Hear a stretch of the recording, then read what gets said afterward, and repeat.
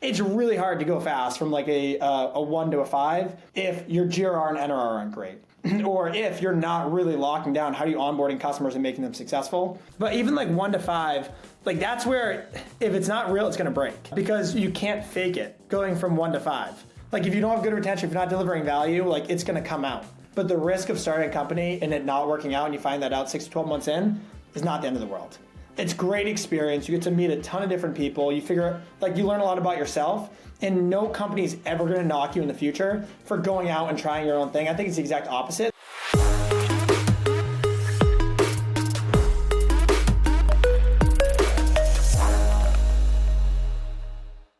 I have the pleasure of sitting down today with Kevin Frechette, CEO of Fairmarkit. Kevin started off in sales at EMC and Turbonomics with strong sales management experience. We talk about how sales management as a background was both a strength and a challenge, how it helped him get from 0 to 1 million in sales, but how he had to learn to have a more holistic view of the business. Talk about how he's leveraged partnerships with SAP, ServiceNow, and other procurement players to be, quote, better together instead of trying to compete with everybody. Join me as Impact as how they've evolved and discuss how they are scaling their go-to-market and growing internationally. I've got Kevin Frechette here, CEO of Fairmarkit. Really great to have you, Kevin. I've first met Kevin in a coffee shop, I think it was 2017, before you started the business. You and Tarek had reached out to me to be an advisor, and it's been an amazing story since, and looking forward to diving in and hearing the latest of the Fairmarkit story. Kevin, great, glad to have you. Yeah, no, appreciate having me on. And I had some pictures ready to go that we're going to show some of those early days. It's not letting me do the share, so if possible, we can maybe add them in after. Oh, we'll add them in. Don't worry about it. I'm assuming the pictures are okay to share. There could be some bad ones, but usually not. Yeah, I'm pretty good these days. No, yeah. I honestly, I thought this was a cool idea for a podcast because there's so much like 0 to 1 or like scaling, like truly getting like IPO race scaling. Less of this like 1 to 5, 1 to 10, which is a little bit of a unique time. Like especially that 1 to 10 is an interesting journey. So happy to share anything across the board, and obviously you were part of it. So whatever you think makes sense to jam on. Great. No, I appreciate that. And yeah, the idea of the one, it's not really 1 to 5, it's up to 5. It's the people who've done 5.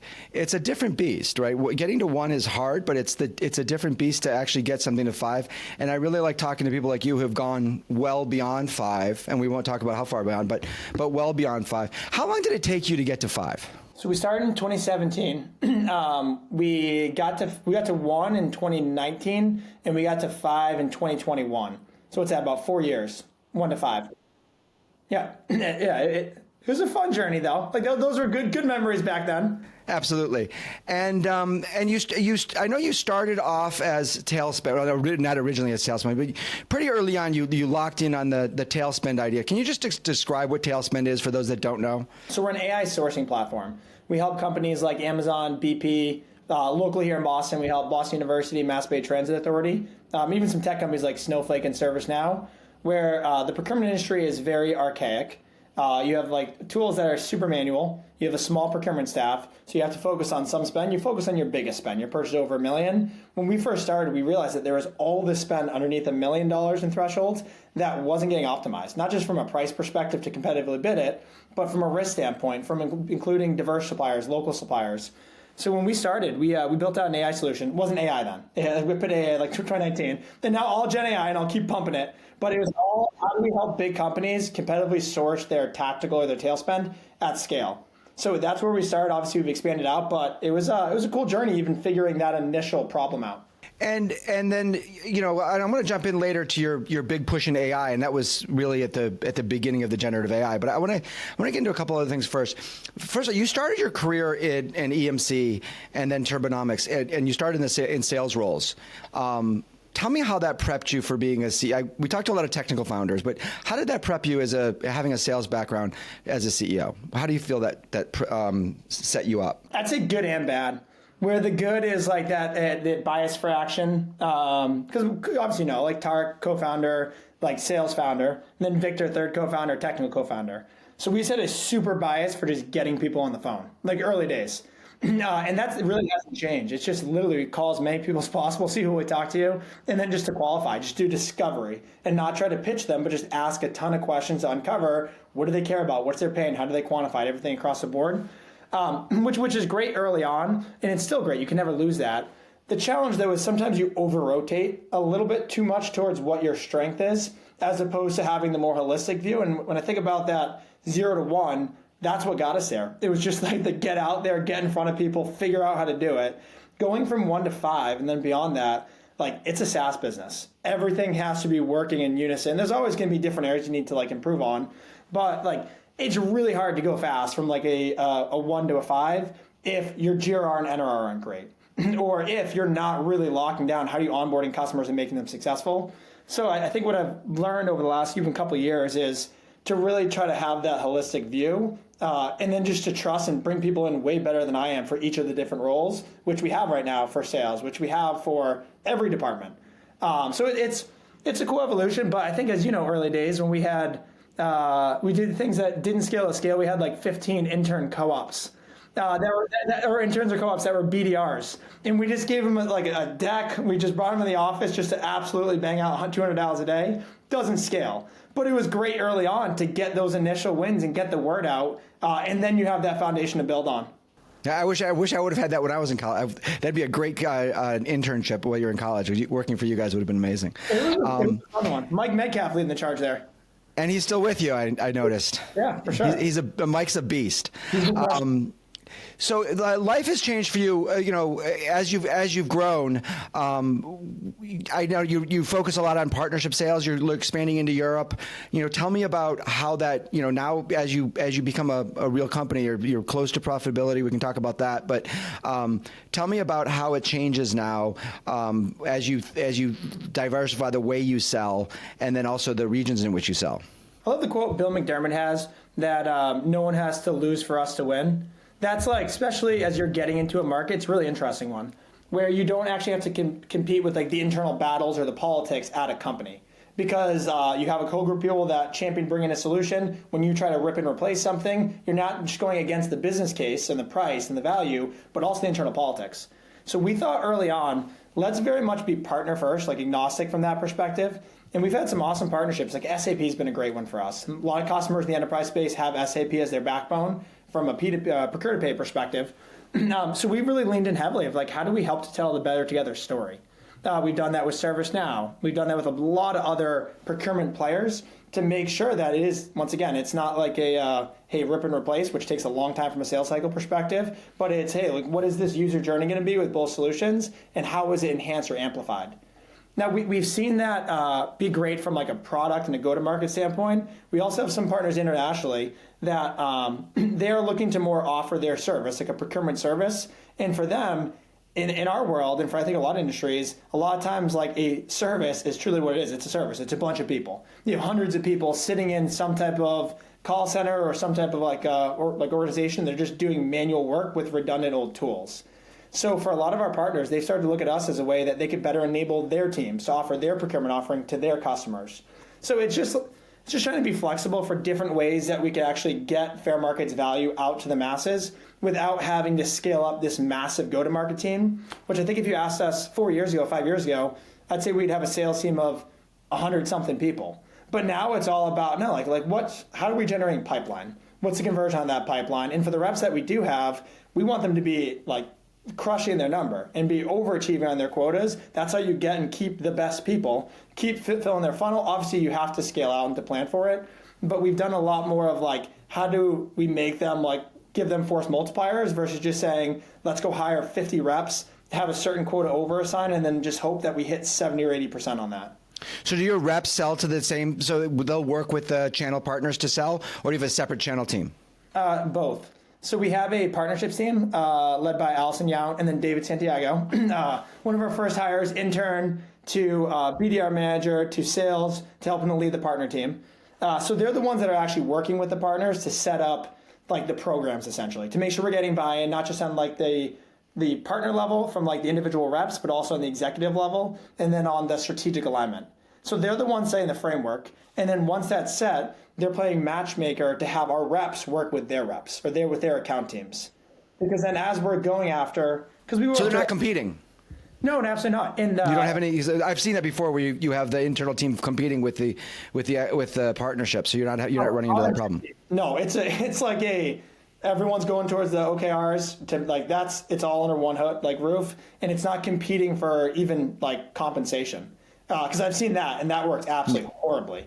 So it doesn't work well. It's got to be a win-win across the board. Like everything else, you're good at figuring things out, so that's great. And then international, Europe mainly? It was Europe originally, and we found some cool like go-to-market partners out there that just have a presence in the space. They have mindshare in the space for procurement. So they've been the ones that we've started to like work closely with, start to like build out different programs and campaigns with. But then internationally, even like beyond that, there's a lot of regions of the world that operate differently than how we think about it. And they just like, it's just different in terms of like the mandate culture, in terms of what's important to them in our world specifically, like how do you even think about sourcing? Where there's different regions that love reverse auctions because they just love that like grinding suppliers down, down, down. There's other parts of the world that they say that's a horrible thing to do to suppliers. So it's like really figuring out how do they operate, what do they care about? And there is a ton of value in different like geos from having people that have like local feet in the street that have built the relationships over time, building up partnerships with them, making sure it's a win-win for them, and then allowing them to go sell with our team supporting them. So like that's still newer, but there's a couple of cool regions that we're really kicking off on that front. And do you have to change your product for those different regions? Sometimes the pricing, you have to make it kind of fit how they want to buy. Like some people just need it to be like beyond simple. They call it like stupid simple. Other ones like the product, they could use different systems. So like you're not always going to see the same players in the US and Europe as you will the rest of the world. So in terms of what we need to integrate with, yes. And then some of those players, like I talked about, they almost have their own offerings for their regions. So it's figuring out with them, getting their commitment is what is that user journey and user experience for the customer? And then how does it make sense to plug Fairmarkit in? We try really hard not to do like customization. But if we can configure it to start to fit what they're thinking about, it goes a long way with just reducing barriers for them when they go to sell it. Yeah, I don't mean customization for a certain client. I meant more for the market. But yes, that makes a lot of sense. I'm dying to ask you because I've been watching, from the sidelines, getting investor update. And just for full disclosure, I'm a early investor in Fairmarkit and it was an early advisor. But I love your updates, and I love the way it was in March of, was it 22, that you just jumped on the just jumped in early and jumped on the AI, and you brought a team of people. Why don't you tell the story? You brought a team of people together, clients and non-clients, to figure out what you were going to do for AI. And as you said, you didn't even know. Fill us in. Yeah, it was March 23 actually, because that's where like the big. Obviously, when GPT launched, you're right. I guess I'm thinking. No, I mix it up too all the time. So we, because we've had AI in the platform since like 2019, early 2023. Everyone was still saying like, is it a bubble? Like everyone's still talking to AGI, like still like wildly loose definition of AGI of like what it actually is. But we just made the commitment saying like, why wouldn't we ride this? And why wouldn't we lean into this? Because if it does live up even to 70% of what people are talking about, if you don't, like you're left behind. So what we did is we tried actually not to solve for our use case right off the bat. We went out to about 10 customers, to chief procurement officers. That's who we typically work with. And we said, we're looking to set up a SWAT team. We have no idea what it's going to lead to. We don't even know like what problem we're going to solve. We just want to start learning and learn every week on how do we put this into practice in a future date. So we had every one of them said we'd love to be part of that team. So we just started. Every one of them. So we started to meet with them. And it literally just to bounce ideas around, like, hey, what did you learn? What did you learn? What did you learn? We tried out different use cases internally at Fairmarkit. We tried to play around with different areas. And that just kind of evolved where I'd say about 4 or 5 months later, we had our first like use case that was like accessible, we'll call it. Because think back 2023, everyone had the huge security concerns still. They still do, but much, much less. Around like, how do you use it? What's happening with the data? Are you going to be training external models? Is my data even stored with external models? So we actually set it up and it was built before people could actually use it. And then about a year ago is when we started to get our initial adoption for our first couple of use cases. Now fast forward a year from that point, and we have about 8 or 9 different use cases. We have, I'd say over 50, maybe 60% of our customers using us with some type of Gen AI functionality. And for a lot of them, it's been their first Gen AI win. So like it's their first thing that they can show, hey, we did this. And boards are asking for this. So it's great to have a win. We're getting involved in a lot more executive conversations. We're getting like a lot more press about it because people are looking to say, okay, like if we can get that first win, now we can build on that, and then where else are you going? So we're starting to get a lot more feedback on like how do people want to be involved in our roadmap planning versus looking at us for who we are today. It's what's the company going to be in a year or two, and how do we help to be on that journey? What I love about that, and you just confirmed it, is I love the vulnerability where you went to your customers and said, we don't have a plan.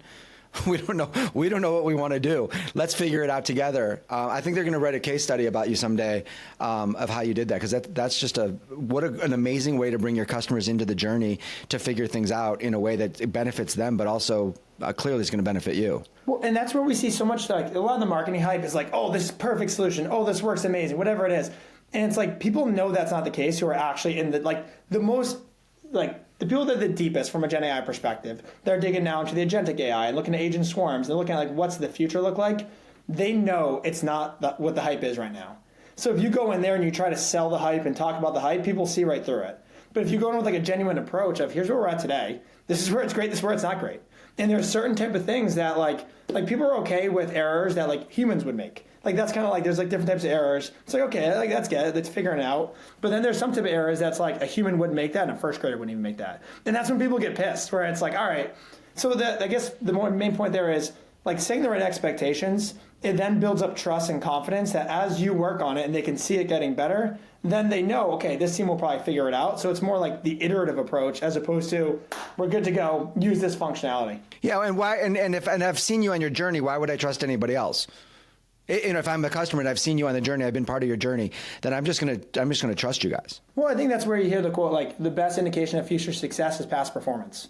So it's like if that's the case, you see it a lot in sales, which I know you do a ton of sales coaching. It's the same thing from a company perspective. If they've proven to be successful in the past with delivering, then you're going to give them a little more slack, or you're going to lean a little more on their future roadmap. So I want to ask you a personal question, because I've seen your transition. You know, you were married when I met you and you started the company, and you've since added 3 new members to your family, kids. How has that changed you as a CEO and you as a founder? Yeah, I mean, I actually saw a post on this the other day where it's like kids are the ultimate what do they call it? The palate cleanse almost. Grounding. Yeah. After like a crazy day. From a journey perspective, it's forced me in a good way to change up like even how I think about like my day, my schedule, because like you typically become more efficient with the time that you have, and like my schedule changes from like early morning work and some late night work, but making sure I carve out time in the morning and then the afternoon to absolutely like make sure I'm spending time with them. But from a grounding perspective, it's like you can't beat it. Because if it was an awesome day, or if it was a day where like you got a couple L's and you're working on it, it doesn't matter.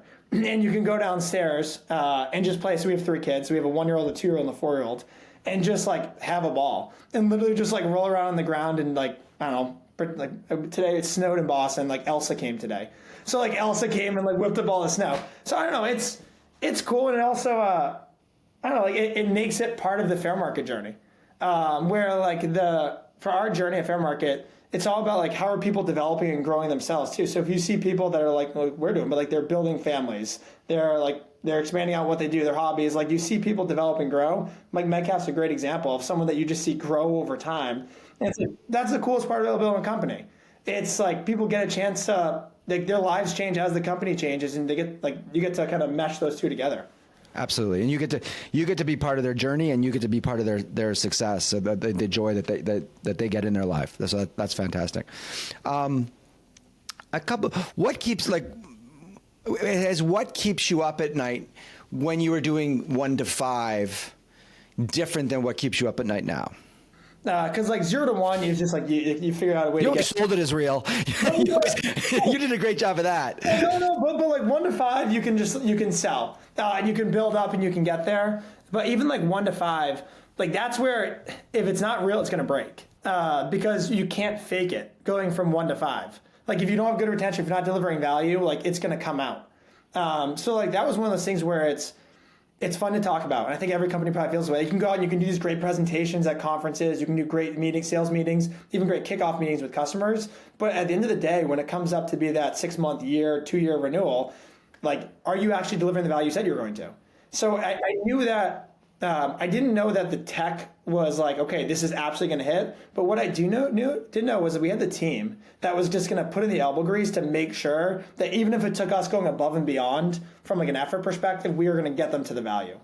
But like when you're doing 1 to 5, you're immediately thinking 5 to 10, 10 to 20, 20 to 50. So it's like if you don't have that foundation, as like eventually you evolve into more like your company, it is your team, it is your customers, but it's also your product. So if you don't truly have that product that can really like scale, and I'm not saying from an uptime perspective, but just from a value perspective, then like it would probably make it a big slog to go from 5 to 10.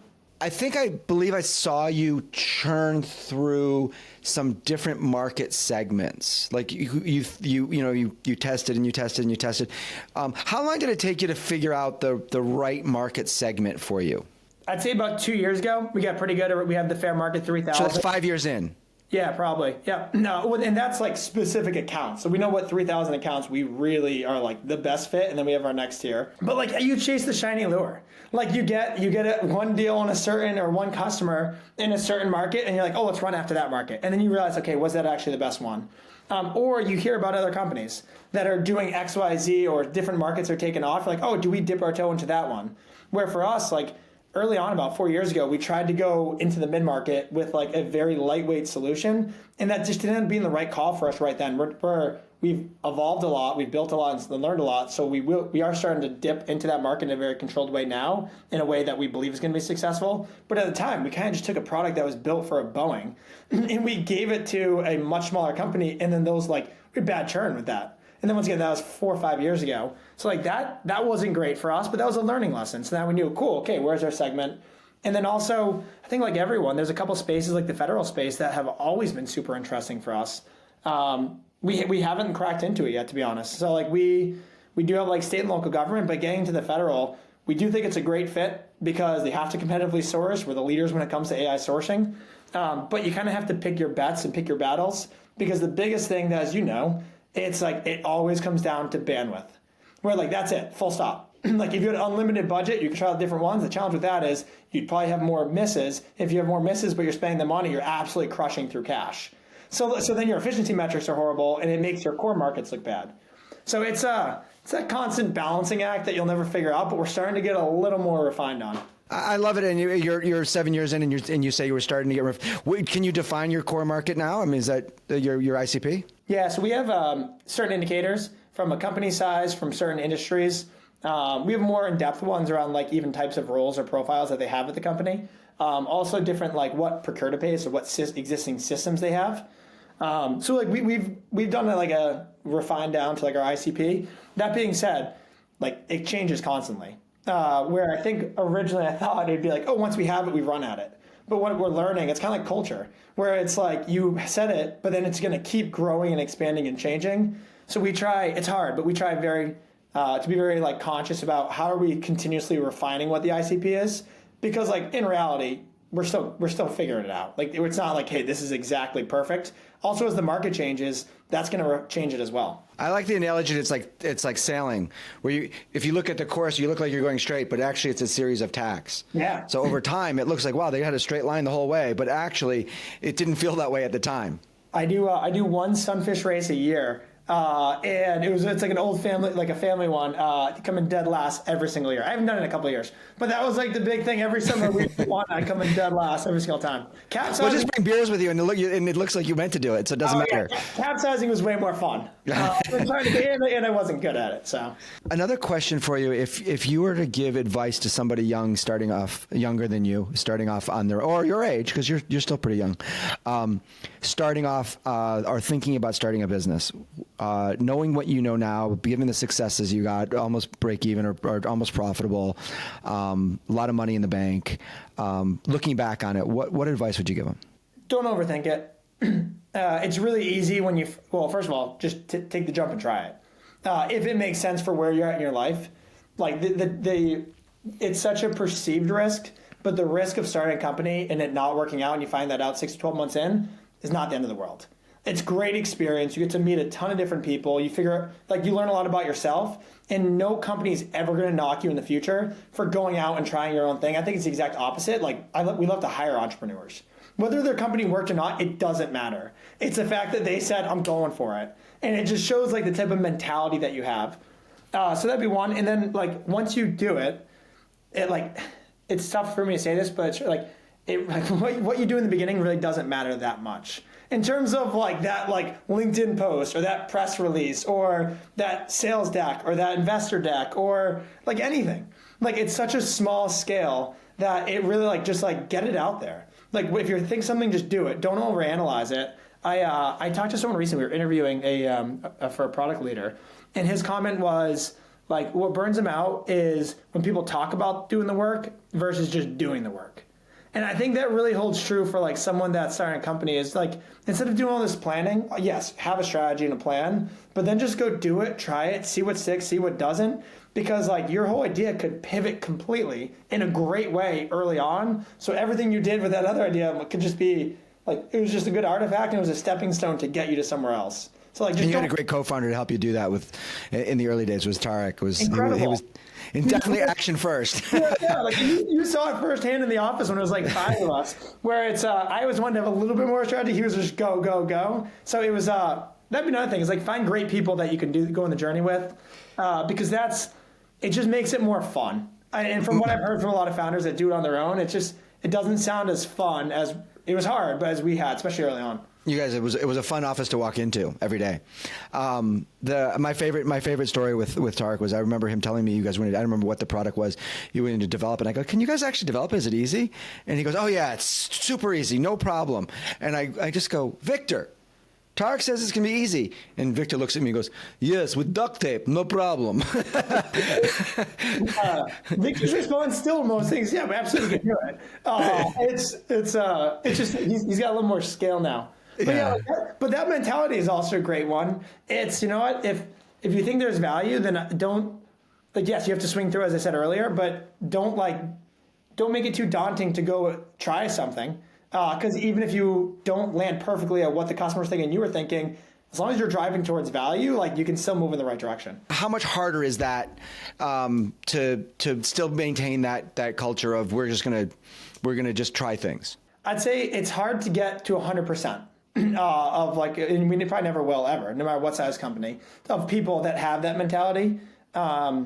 It's like for us, it's all about trying to instill that and like showing that as like just leading from the front when it comes to that, and then also like celebrating when people are doing it across the entire org, no matter what role you're in. But like we try to instill it with the across our core values, across like how we operate, how we interact. But it's honestly hard because you get pockets of like. You could have 10 people that are literally just running through walls, like going above and beyond.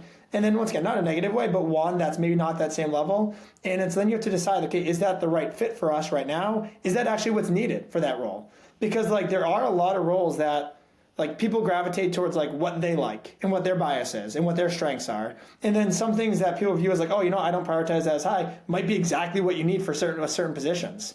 Because like you do need to slow down for a second and you need to think through it and you need to have more context around it to maybe like for big, hard problems, it can't always be like just go, go, go.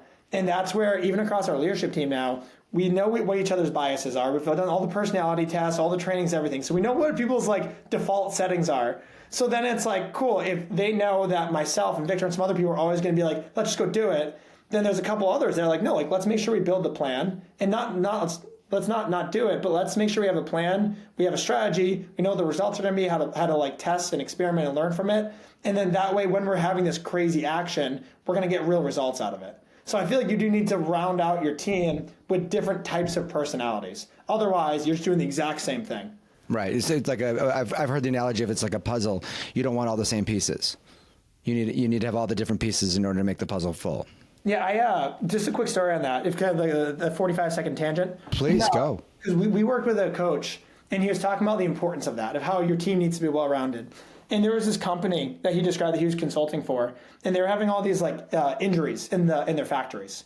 So they had a whole consulting team that was all the same type of like personality trait in terms of how they think about problems. So they put up like every sign, every alert, everything like that, all the education, and people kept having injuries. They kept getting injuries in the factory.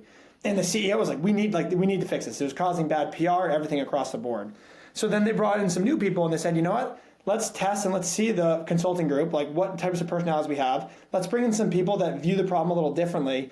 And what they did is someone came in, they said, you know what? I don't think people understand what it means to them if it happens to them, what it means to their families. So what they did is they ran a campaign where they brought in people that had been injured in factories previously, and they brought them in front of the whole company, and they brought in their families and said, like, this is the experience of going blind. This is the experience of my kids, and the kids talked about it as well. And what it did, that message now resonated more than any sign or anything ever would, and their injury rate went to like 0.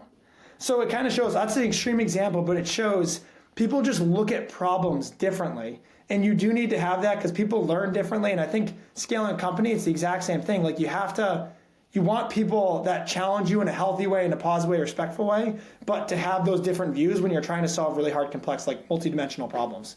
I love that story. That's a great story. Well, I'll never forget early on, I was having a conversation with Tarek, and he said to me, because we were talking about you, and he said, I don't know if it's going to be Fairmarkit or not, but Kevin is going to be the CEO of a Fortune 500 company someday. And I looked at him and I said, well, I hope it's Fairmarkit. You definitely have the amazing personality that always cheers everybody up and the energy, and clearly you listen to everybody.